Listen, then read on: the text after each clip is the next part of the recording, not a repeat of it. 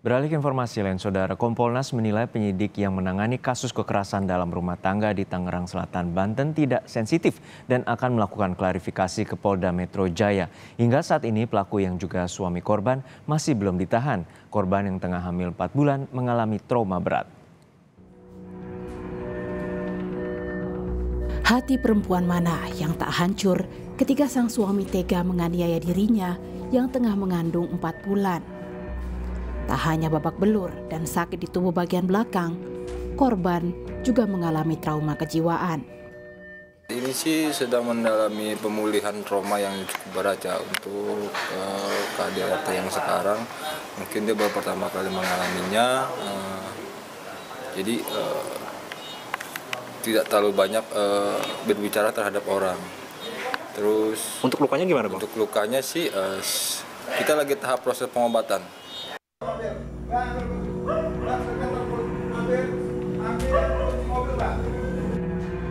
Tetangga dan warga sekitar menjadi saksi peristiwa penganiayaan suami terhadap istri yang diduga terjadi pada Rabu dini hari 12 Juli lalu.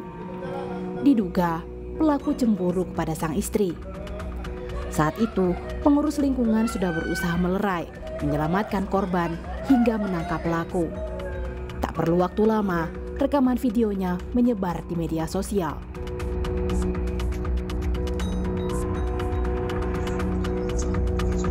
Tak cukup menganiaya istri, pelaku juga sempat mengirim pesan ancaman pembunuhan terhadap korban serta keluarganya lewat pesan voice note WhatsApp jika berani melaporkannya ke polisi.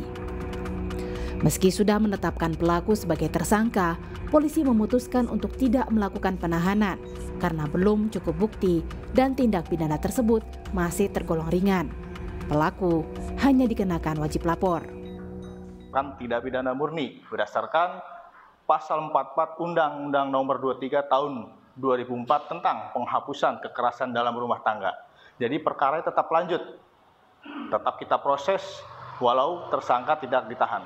Sambil kita menunggu alat bukti lainnya, menunggu hasil visum jadi juga. Sikap penyidik dikritik Komisi Kepolisian Nasional.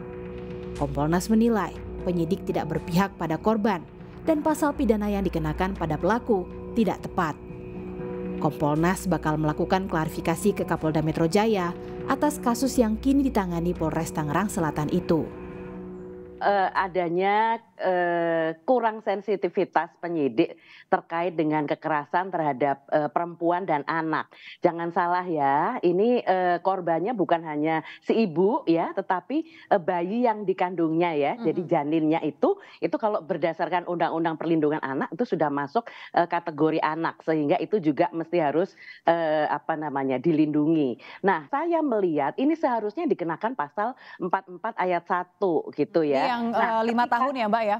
Iya, nah ketika kemudian ternyata dari hasil visum itu lukanya berat, maka naiklah ke 44 ayat 2 seharusnya seperti itu. Nah kemudian ini yang saya lihat hanya ansih karena belum ada visum, terus kemudian hanya dilihat si ibu gitu ya, seperti itu. Tapi apakah benar seperti itu ya? Ataukah si penyidiknya kurang sensitif gitu? Itu jadi pertanyaan saya. Belakangan, polisi mengonfirmasi bahwa tersangka KDRT penganiaya istri yang hamil 4 bulan ini adalah seorang residivis kasus narkoba. Bersama kakak korban, polisi pun kini memburu pelaku. Pengejaran pelaku sampai dengan saat ini pelaku belum tertangkap. Itu sih yang tadi saya dengar, minta izin ke kami untuk membawa kakak daripada korban dan didampingi oleh satu orang security dari komplek, karena memang informasi sangat terbatas dan mudah-mudahan saja dengan membawa kakak dari korban, kebetulan kakak korban memang punya kedekatan sebelum kejadian, bahwa kakak korban ini adalah salah satu karyawan dari tersangka. Baru 1 bulan, korban pindah dan menghuni rumah kontrakan di perumahan Serpong Park, Serpong Utara, Tangerang Selatan itu. Namun, Ketua RW menyebut sang suami tidak tinggal bersama istrinya. Tim Liputan Kompas TV.